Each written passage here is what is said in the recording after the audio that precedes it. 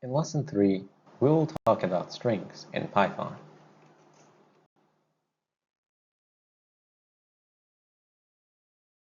And strings in the previous lesson.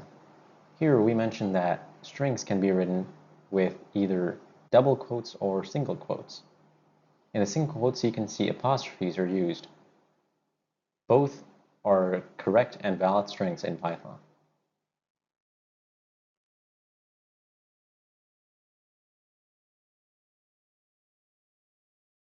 Concatenation in Python.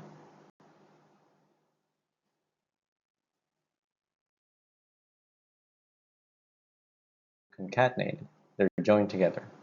Here we can see two strings, concatenated, hello and world.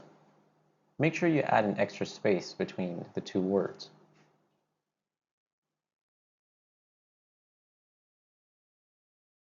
Use a comma to concatenate. In this case, you don't have to add an extra space. Python automatically adds an extra space when you use a comma to concatenate.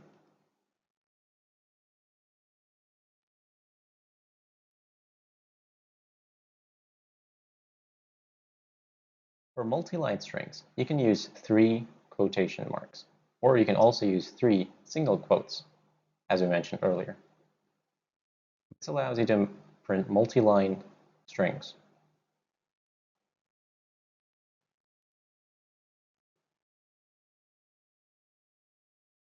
Finally, you can print variables in the middle of 2 strings. Here you can see the variable number of chairs printed between 2 strings. The comma is used to concatenate. Since commas are used, the space is automatically added between the words.